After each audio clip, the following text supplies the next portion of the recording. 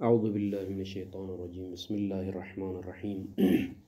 الحمد للہ رب العالمین والصلاة والسلام علی سیدنا محمد وآلہ الطاہرین اللہم صل علی محمد وآل محمد اللہم وفقنا وجمیع المشتغلین بحق امیر المؤمنین۔ برادران عزیز، جیسا کہ حوزے میں اس کرونا وائرس کی وجہ سے ایک ہفتے تک تقریباً تعطیل ہے، تو بہرکیف چونکہ مقاصد کا جو مادہ ہے وہ کافی زیادہ ہے، تو بعض برادران نے یہ اچھا مشورہ دیا کہ جو ہے درس ریکارڈ کر کے جو ہے گروپ میں ڈال دیا جائے تاکہ برادران استفادہ کریں۔ تو اسی بنا پر ہم انشاءاللہ تعالی روزانہ درس ریکارڈ کر کے گروپ میں ہم ڈال دیں گے اور وہاں سے طلاب عزیز استفادہ کریں گے۔ پروردگار آپ سب کو اس وبا سے محفوظ رکھے۔ تو بات ہماری مشہور نے جو استدلال کی ہے صحت بیع فضولی کے اوپر، من جملہ ان ادلہ میں سے ایک دلیل روایت عروہ بارقی ہے۔ شیخ اعظم انصاری کے نزدیک مجموعی طور پر اجمالاً اس روایت کی دلالت تام نہیں ہے صحت بیع فضولی کے اوپر، چونکہ اولاً کل سابقہ درس میں یہ بیان ہوا کہ جہاں پر فضولی کو اگر یہ معلوم ہو جائے کسی بھی طریقے سے کہ مالک قلباً راضی ہے میرے معاملے سے، تو یہ معاملہ موضوعاً فضولی ہونے سے خارج ہے شیخ اعظم انصاری کے نزدیک۔ خوب، لہٰذا اس روایت کی استدلال صحت بیع فضولی کے لیے مبنی مشہور کے مطابق ہے۔ شیخ اعظم کے نزدیک اس کی دلالت تام نہیں ہے۔ دوسرا نقطہ، اہم نقطہ یہ ہے کہ فضولی کے لیے جب تک اجازت نہ آئے فضولی ہونے کی صورت میں تصرفات جائز نہیں ہے۔ اب مبنی مشہور کی بنا پر یہ معاملہ جو بارقی نے کیا، دوسرا معاملہ، چونکہ یہ معاملہ فضولی تھا مشہور کے نزدیک، اور فضولی ہونے کی صورت میں اجازہ لاحقہ آنے سے پہلے جو بارقی نے جو تصرفات کیے ہیں، اقباض مبیع کو مشتری کے قبضے میں دینا شاۃ کو، اور اس سے درہم لینا، دینار لینا، یہ قبض اور اقباض جو تصرف ہے یہ تصرف جائز نہیں ہے فضولی کے لیے۔ تو اس کا کیا حل ہو سکتا ہے کہ بھئی فضولی بھی ہے مشہور کے نزدیک یہ معاملہ، اور ساتھ ساتھ ادھر سے یہ تصرفات حرام بھی ہیں، تو اس کی کیا وجہ ہو سکتی ہے؟ تو شیخ اعظم انصاری تقریباً 4 احتمالات بیان کرتے ہیں۔ احتمال اول میں ہمیں یہ کہنا پڑے گا کہ معاملہ فضولی ہے، جو تصرف کیا ہے وہ تصرف باطل ہے، حرام ہے، عروہ نے جو ہے حرام کا ارتکاب کیا ہے، عروہ کوئی معصوم انسان نہیں تھا۔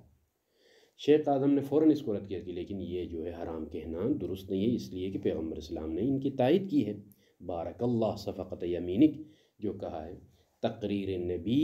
اس بات پر دلیل ہے کہ جو تصرف ہے عروہ کی طرف سے وہ تصرف حرام نہیں ہے۔ دوسرا احتمال بھی بیان ہو گیا، اور تیسرا احتمال بھی تقریباً بیان ہو چکا ہے کہ جو کہ شیخ اعظم انصاری کا نظریہ ہے کہ اصلاً اس فرد کو جہاں پر یہ معلوم ہو کہ عاقد کو، عقد کرنے والے کو، کہ یہ جو میں معاملہ کر رہا ہوں اس معاملے کے بارے میں مالک راضی ہے، تو اصلاً اس فرد کو موضوعاً ہی فضولی کے باب سے خارج کر دو۔ یہی نظریہ مشہور کے مقابلے میں شیخ کا ہے، اور اس پر تفصیلی بات پہلے ہو چکی ہے۔ بات یہاں تک پہنچی تھی کہ ورابعن یعنی فیدور الامر بین ثالث، جو کہ بیان ہو گیا۔ ورابعن یا یہ تیسرا احتمال مقبول ہے جو کہ شیخ اعظم کی رائے ہے، ورابعن یا یہ چوتھا احتمال جس کو شیخ نہیں مانتے ہیں، تسلیم نہیں کرتے ہیں چوتھے احتمال کو بھی، لہٰذا فرماتے ہیں کہ وہ ہوا، یہ احتمال رابع کیا ہو سکتا ہے یہاں پر جو تصرف کیا ہے بارقی نے، وہ علم عروہ برضا النبی صلی اللہ علیہ وآلہ بإقباض مالہ للمشتری حتی یستأذن۔ یہاں ایک نقطہ ضروری ہے، چونکہ شیخ کی عبارت میں ذرا تأمل کی ضرورت ہے، وہ یہ کہ بإقباض مالہ، ایک دفعہ عاقد کو یعنی عروہ کو یہ معلوم ہے کہ پیغمبر اسلام میرے اس معاملے سے، اس عقد سے، اس بیع سے آگاہ ہے، پیغمبر اسلام راضی ہے، اس کے بارے میں علم ہے۔ دوسرا خود عقد کو انجام دینا یہ ایک مرحلہ ہے، عقد کو انجام دینے کے بعد اس میں تصرف کرنا، قبض اور اقباض کرنا، یہ دوسرا مرحلہ ہے۔ کہ اس چوتھے احتمال میں یہ ہے کہ نہ فقط پیغمبر اسلام اس معاملے سے راضی ہیں، بلکہ اس معاملے کے نتیجے میں جو قبض اور اقباض ہے، بے اقباض مالی ہی، اس کے بارے میں بھی آگاہ ہے۔ یہ چوتھا احتمال ہے۔ لہٰذا وہ علم عروہ برضا النبی، نبی کی رضا کا متعلق کیا ہے؟ اقباض مالی ہی، بے اقباض مال النبی للمشتری، مال نبی کا ہے، اس کو قبضے میں دے رہا ہے مشتری کے، تو لہٰذا مشتری کے قبضے میں دینا یہ اقباض ہے، یہ اقباض، قبض اور اقباض نتیجہ یہ عقد ہے۔ تو کہنا یہ چاہ رہا ہے کہ جس طریقے سے نبی راضی ہے خود معاملہ جو کہ عقد ہے اس کے بارے میں، اسی طرح عقد کے نتیجے میں جو قبض اور اقباض جو کہ تصرف ہے، اس تصرف کے بارے میں بھی پیغمبر اسلام راضی ہیں۔ لہذا رضا النبی باصل العقد، یہ ایک مرحلہ ہے، عقد کے بھی بارے میں بھی راضی ہے۔ ورضا النبی بنتیجۃ العقد وہو باقباض مالہ، مال کو قبضے میں دینے کی صورت میں یہ جو تصرف ہے اس کے بارے میں بھی پیغمبر اسلام راضی ہے۔ لہذا چوتھا احتمال کا جو خلاصہ ہے وہ یہ کہ یہ دعویٰ ہے مستدل کی طرف سے گویا، یا یہ احتمال آپ پیش کریں کہ پیغمبر اسلام قبض اور اقباض جو کہ تصرف ہے، جو تصرف کس کا نتیجہ ہے؟ عقد کا، تو جس طریقے سے پیغمبر اسلام عقد کے بارے میں راضی ہیں، اسی طرح عقد کے نتیجے میں جو تصرفات ہیں قبض اور اقباض، اس کے بارے میں بھی راضی ہیں بے اقباض مالی للمشتری۔ لیکن یہ جو قبض اور اقباض ہے وہ حتی یستأذن، یہاں تک کہ اذن لے لے نبی سے، چونکہ بعد میں اذن لینے والے ہیں، یعنی یہ معلوم ہے کہ اذن لینے تک یہ جو میں تصرفات کر رہا ہوں اس کے بارے میں پیغمبر اسلام راضی ہے، یہ کہنا پڑے گا۔ اور ادھر سے وعلم المشتری، اور مشتری کو بھی، جس نے شاۃ خریدا ہے بارقی سے، اس کو بھی یہ معلوم ہے کہ بکون البیع فضولیاً، بیع فضولی ہے، یعنی یہ جو عروہ مجھے بیچ رہا ہے یہ عروہ خود مالک نہیں ہے شاۃ کا، لیس مالکن ولا وکیلاً، نہ بعنوان مالک مجھے بیچ رہا ہے، نہ بعنوان وکالت، فضولی ہونے کے بارے میں علم ہے۔ تو گویا کأنہ توضیح ہے کہ یہ جو بکون البیع فضولیاً، بلے بکون البیع فضولیاً یعنی حتی وهو علم المشتری، عفوا وهو بل علم المشتری بكون البيع فضوليا حتى يكون دفعه للثمن بيد البائع على وجه الأمانة۔ خوب مشتری کو علم ہونا کہ یہ جو بیع ہے بیع فضولی ہے، یہ عاقد فضولی ہے، مالک نہیں ہے۔ علم ہونے کی شرط کیوں ہے اس مشتری کے لیے؟ حتى يكون دفع المشتری للثمن بید البائع على وجہ الامانہ، دفعہ على وجہ الامانہ، چونکہ جب مشتری کو علم ہوگا کہ بائع جو کہ عروہ ہے یہ مالک نہیں ہے اور اس کا معاملہ فضولی ہے، تو پھر یہ جو مال دے رہا ہے، ثمن، قیمت اس شاۃ کی، یہ ثمن اور قیمت علی وجہ الامانہ، یعنی یہ مال ہے، جو قیمت ہے شاۃ کی، یہ قیمت بعنوان امانت عروہ بارقی کے پاس رہے گی۔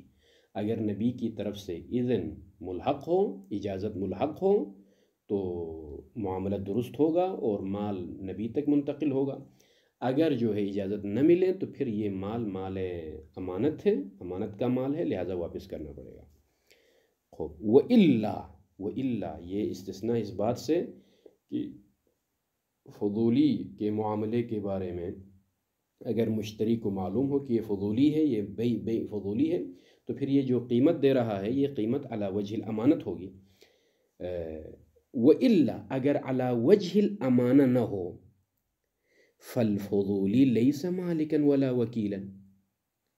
تو فضولی خود نہ مالک ہے نہ وکیل ہے، فلا يستحق قبض المال، پھر قبض مال کا استحقاق نہیں رکھتا ہے۔ اسی لیے ہم نے یہ شرط لگائی ہے کہ مشتری کو علم ہونے کی صورت میں کہ یہ بائع فضولی ہے، تو یہ جو مال دے رہا ہے بعنوان امانت یہ مال شمار ہوگا، یہ کیوں؟ اس لیے کہ اگر یہ علی وجہ الامانہ نہ ہو تو پھر فضولی نہ مالک ہے نہ وکیل ہے، تو اس کو یہ قبضے میں لینا، ثمن کو لینا، قبضہ کرنا، یہ قبض درست نہیں ہوگا، حرام ہوگا تصرف۔ لہذا نہ وہ وکیل ہے بارقی، نہ جو ہے وکیل ہے، تو پھر مال کا لینا مشتری سے، یہ مال قبضے میں لینا درست نہیں ہوگا۔ فلا یستحق قبض المال، قبض مال کا استحقاق نہیں رکھتا ہے بارقی، اس لیے کہ نہ مالک ہے نہ وکیل ہے۔ تو پھر جو مال لے رہا ہے وہ کس عنوان سے لے گا؟ علی وجہ الامانہ، اس لیے کہ مشتری کو معلوم ہے کہ نہ یہ وکیل ہے نہ یہ مالک ہے، تو کس عنوان سے جو ہے مال اس کے قبضے میں دے رہا ہے، اور بارقی کس عنوان سے اپنے قبضے میں لے رہا ہے؟ تو علی وجہ الامانہ، علی وجہ الامانہ ہوگا۔ یہ اسی لیے جو ہے کہا کہ دفع المال علی وجہ الامانہ، وإلا یعنی وإن لم يكن دفع المال على وجه الامانہ، اگر علی وجہ الامانہ دفع نہ ہو تو فالفضولی لیس مالکا ولا وکیلا، نہ فضولی جو کہ بارقی ہے نہ مالک ہے نہ وکیل ہے، فلا يستحق قبض المال، قبض مال کا استحقاق نہیں رکھتا ہے۔ فلو كان المشتری عالما، اب اگر مشتری عالم ہو کہ بھئی یہ جو ہے نہ مالک ہے نہ وکیل ہے، فَلَهُ أَن يَسْتَأْمِنَهُ عَلَى الثَّمَنِ حَتَّى يَنْكَشِفَ الْحَالُ، تو حق بنتا ہے مشتری کے لیے کہ وہ اس کو صاحب امانت ٹھہرائے، يَسْتَأْمِنَهُ یعنی يَسْتَأْمِنَهُ الفضولی عَلَى الثَّمَنِ، ثمن کے اوپر، حَتَّى يَنْكَشِفَ الْحَالُ، تاکہ حال منکشف ہو کہ مالک حقیقی کی طرف سے اجازت ملتی ہے یا نہیں ملتی ہے۔ حالت کشف ہونے تک یہ مشتری جس کو یہ معلوم ہے کہ یہ بائع مالک نہیں ہے، وکیل نہیں ہے بلکہ فضولی ہے، اس کو صاحب امانت ٹھہرائے گا اور بعنوان امانت اس کو دفع کرے گا، تاکہ حالت منکشف ہو۔ حالت منکشف ہونے تک اس کے پاس یہ مال امانت ہوگا۔ بخلاف ما لو کان جاہلا، یعنی بخلاف ما لو کان المشتری جاہلا، بلے یعنی خلاف اس کے کہ اگر مشتری جاہل ہو، یعنی کیا مطلب؟ اگر مشتری جاہل ہو کہ یہ سامنے والا جو میرے ساتھ معاملہ کر رہا ہے یہ فضولی ہے، بارقی جناب بارقی فضولی ہے یا مالک ہے، جاہل ہونے کی صورت میں یہ مال جو دے رہا ہے، ثمن قیمت جو ادا کر رہا ہے شاۃ کی، یہ قیمت اور ثمن علی وجہ الامانہ نہیں ہوگا۔ یہ فرق ہے دونوں میں۔ ایک دفعہ مشتری کو علم ہے کہ سامنے والا فضولی ہے، مالک نہیں ہے، تو جو مال دفع کرے گا، جو ثمن ادا کرتا ہے، ہماری مثال میں شاۃ کی قیمت جو ادا کر رہا ہے، یہ قیمت امانت شمار ہوگی۔ اگر بخلاف ما لو کان جاہلا، بخلاف ما لو کان المشتری جاہلا، اگر مشتری جاہل ہے کہ یہ جو بارقی میرے ساتھ معاملہ کر رہا ہے یہ واقعی مالک یا وکیل ہے یا فضولی ہے، تو ایسی صورت میں یہ دفع مال علی وجہ الامانہ نہیں ہوگا، علی وجہ الامانہ نہیں ہوگا، مال امانت شمار نہیں ہوگا یہ۔ تو دونوں میں فرق کیا ہو گیا؟ پھر ثمرہ کہاں ظاہر ہوگا؟ ثمرہ یہاں ظاہر ہوگا کہ اگر عالم ہے اور ادھر سے مال تلف ہو بدون تعدی، تو یہ فضولی لا یکون ضامنا، ضامن نہیں ہوگا۔ خوب اگر جاہل ہو، یعنی دفع کرنے والا مشتری اگر جاہل ہے تو مال تلف ہونے کی صورت میں فضولی ضامن ہوگا۔ مسئلہ ضمان اور عدم ضمان کا تعلق پھر ثمرے سے مسئلے پر ظاہر ہوتا ہے۔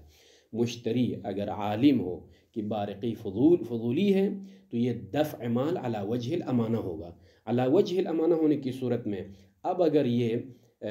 بارقی تعدی کرے، اس میں کوتاہی کرے، تقصیر کی وجہ سے اگر یہ مال تلف ہو تو بارقی ضامن ہوگا، مال ادا کرنا پڑے گا، اس کے اوپر ذمہ داری آئے گی۔ اب اگر جو ہے جاہل ہے مشتری کہ جو سامنے والا فضولی ہے یا نہیں ہے، تو ایسی صورت میں پھر مشتری ضامن ہوگا ہر حال میں۔ یہ ثمرہ اس پر متفرع ہوتا ہے۔ جہل کی صورت میں یکون المشتری ضامنا، اگر مال تلف ہو تو ضامن ہے مشتری فضولی۔ اب اگر عالم ہو تو فضولی ضامن نہیں ہے، مگر یہ کہ اس کی طرف سے کوئی کوتاہی اور تقصیر ہو۔ یہ چوتھا احتمال ہے۔ تو تو اب آ جائے وَلَكِنَّ الظَّاهِرَ، شیخ اعظم فرماتے ہیں کہ وَلَكِنَّ الظَّاهِرَ هُوَ أَوَّلُ الْوَجْهَيْن، اول الوجہین سے مراد وجہ ثالث اور رابع ہے، یا اول الوجہین سے پھر وجہ اول جو چونکہ 4 احتمالات بیان ہوئے ہیں اس اول کی طرف جانا نہیں ہے، بلکہ شیخ اعظم نے کہا کہ فیدور الامر بین ثالث و رابع، ان دونوں کے درمیان میں سے ایک اختیار کرنا پڑے گا، اول بھی باطل ہے ثانی بھی باطل ہے قطعی طور پر۔ تو اب ان دونوں وجہوں میں سے کس کو آپ اختیار کر رہے ہیں؟ شیخ اعظم کہتے ہیں کہ الظاہر هو اول الوجہین، اول الوجہین یہ جو تیسری اور چوتھی ہے ان میں سے تیسری والی جو کہ اول الوجہین، یعنی ثالث کو آپ اول قرار دے دیں اور رابع کو ثانی قرار دے دیں، تو اول الوجہین سے مراد یہ صورت ثالثہ ہی ظاہر ہے، یہی جو ہے قابل قبول ہے۔ کما لا یخفا، جیسا کہ یہ بات مخفی نہیں ہے۔ کیسے مخفی نہیں ہے؟ ہمارے اوپر تو مسئلہ مخفی ہے، کیسے جو ہے وجہ ثالث اول الوجہین هو الظاہر، اسی کو ہم اخذ کریں گے، رابع کو اخذ نہیں کریں گے؟ اس لیے کہ آپ خود ملاحظہ کر رہے ہیں کہ وجہ رابع میں علم مشتری بھی ہو فضولیت کے بارے میں، اور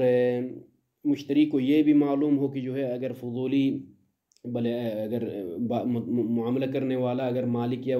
وکیل نہیں ہے تو یہ جو قبض مال ہے وہ علی نحو الامانہ ہے، وَإِلَّا لَا يَسْتَحِقُّ الضَّمَانَ۔ اسی طرح یہ بھی علم ہو کہ اگر مشتری کو یہ بھی معلوم ہو کہ جو ہے اگر خریدنے والا مشتری اگر عالم ہو کہ فضولی ہے تو پھر وہاں پر ضمان ثابت نہیں ہے، اگر جو ہے جاہل ہے تو پھر عفواً عالم ہونے کی صورت میں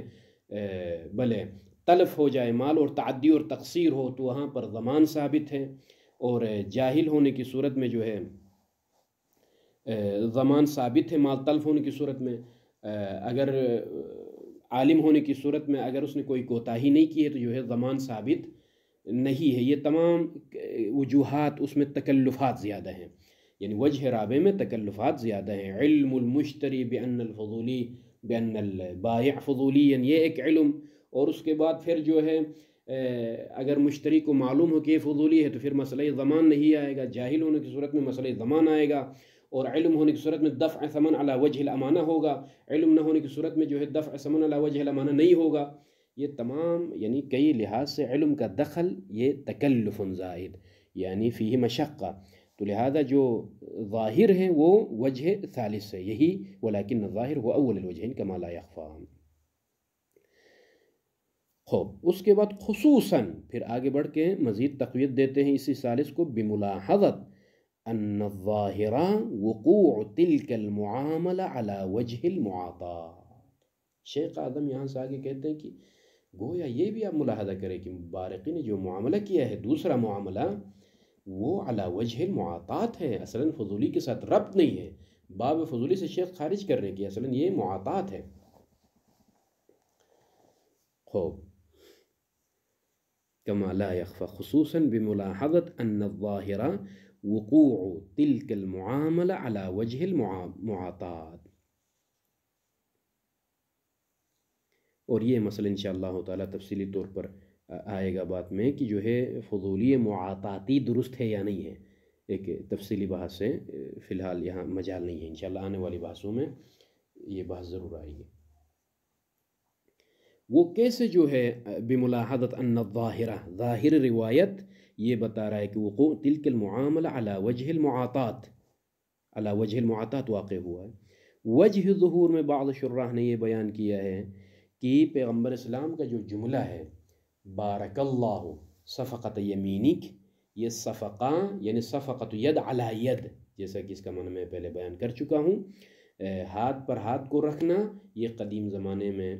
اس چیز کو بتانے کے لیے کہ معاملہ مکمل ہو گیا، یہ بتانے کے لیے ایک علامت شمار ہوتی تھی۔ تو یہ جو ظاہر تبریک ہے بارک اللہ، یہ تبریک گویا اس کا متعلق کیا ہے؟ قبض اور اقباض، عطا اور اعطا، جو یدن بیدن معاملہ ہوا ہے اس کی طرف اشارہ ہے۔ تو کأنہ فضولی فضولی نے جو معاملہ انجام دیا ہے بارقی نے،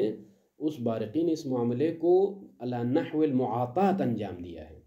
یعنی مال کو قبض اور اقباض اشارہ ہے، قبض اور اقباض اشارہ اس بات کی طرف کہ معاملہ معاطاتی ہے، بلے یدن بیدن معاملہ ہے، عقد فضولی نہیں ہے بلکہ معاطات ہے۔ اور معاطات میں وقت تقدم باب معاطات میں یہ مسئلہ بیان ہو گیا کہ ان المناط فیہا معاطات میں کیا ملاک ہے؟ مجرد المراضات، ملاک معاطات یہ ہے کہ مالکین راضی ہوں، ووصول کل من العوضین الی صاحب الآخر، عوضین میں سے ہر عوض دوسرے تک پہنچ جائے، مثلا مبیع مشتری تک منتقل ہو اور مشتری سے ثمن بائع کی طرف منتقل ہو، بس نقل العوضین مع المراضات، دونوں راضی ہیں یدن بیدن، جیسا کہ آج معاشرے میں اکثر یہی معاملات معاطاتی ہیں۔ آپ بازار جاتے ہیں، چیز کو پسند کرتے ہیں، اٹھاتے ہیں اور قیمت پوچھتے ہیں، یہ نہیں کہتے ہیں کہ اشتریت ھذا من کیا، وہ یہ نہیں کہتے کہ بعت ھذا المال فلاں، نہیں، بس آپ کو چیز پسند آئی، آپ اٹھاتے ہیں اور پیسے ان کو دیتے ہیں قیمت پوچھ کے، یہ معاطات ہے۔ بلے رضا المراضات بین المالکین اور وصول کل من العوضین لا صاحب الاخر، تو یہاں پر بھی کچھ ایسا ہی ہے، یہ ملاک یہاں پر موجود ہے بارقی نے جو انجام دیا ہے۔ وحصوله وحصول كل من العوضين عنده عند صاحب الآخر بإقباض المالک، اب یہ عوض کا دوسرے تک منتقل ہونا اور دوسرے کے قبضے میں جانا، بإقباض المالک، یا مالک خود قبضے میں دے دے یا غیر مالک کسی بھی طریقے سے دوسرے کے قبضے میں جائے، ولو كان صبيا او حیوانا، اب چونکہ مال وصول کل من عوضین کہا کہ وہ عوضین پہنچ جائے، ادھر سے مالکین راضی ہو گئے اور پھر وہ دونوں عوضین ایک دوسرے تک منتقل ہو جائے، یہ انتقال یا خود مالک انجام دے دے یا غیر مالک، حتیٰ اگر کوئی بچہ بھی اٹھا کے پہنچائے کہ بھائی مالک راضی ہے اس معاملے سے، درمیان میں وسیلہ بن کر ایک بچہ پہنچائے تو بھی معاطات درست ہے۔ او حیوانا، اگرچہ حیوان بھی، یہاں وصول العوضین ہے، یعنی ایصال العوض من قبل المالک ضروری نہیں ہے معاطات میں، بلکہ اتنا کافی ہے کہ مراضات متحقق ہو دونوں کے درمیان، باقی عوضین پہنچ جائے ایک دوسرے تک، یہ پہنچنا یا خود مالک پہنچائے یا جو ہے کسی بچے کے ذریعے سے پہنچوائے، یا حتیٰ کوئی تربیت یافتہ حیوان اس کے پاس ہے جس کو یہ تربیت دی ہے، مثلا اجلکم اللہ کتا موجود ہے، حتیٰ ولو طائرن، کسی پرندے کے ذریعے سے منتقل کریں دوسرے تک کسی اس عوض کو، تو یہ معاطات متحقق ہوتی ہے۔ فَإِذَا حَصَلَ التَّقَابُض، جب تقابض بین فضولیین، دونوں فضولی ہوں بائع اور مشتری، او فضولی وغیرہ، اصیل کہا جاتا ہے، ایک طرف فضولی ہے دوسری طرف اصیل ہے، وحال کہ حصل التقابض مقرونا، اس حالت میں کہ وہ تقابض مقرون ہو برضا المالکین، ادھر سے دونوں مالک راضی ہو گئے، ادھر سے تقابض بھی حاصل ہو گیا، بلے ثم وصل کل من العوضین الى صاحب الآخر، اور پھر وصل کل من العوضین، عوضین میں سے ہر ایک پہنچ گیا الى صاحب الآخر، دوسرے تک، وعلم برضا صاحبہ، صاحب المال مثلا، صاحب کل من العوضین، اور ہر عوضین میں سے ہر ایک کے صاحب کی رضا کے بارے میں علم بھی ہو، تو کفا فی صحت التصرف، یہی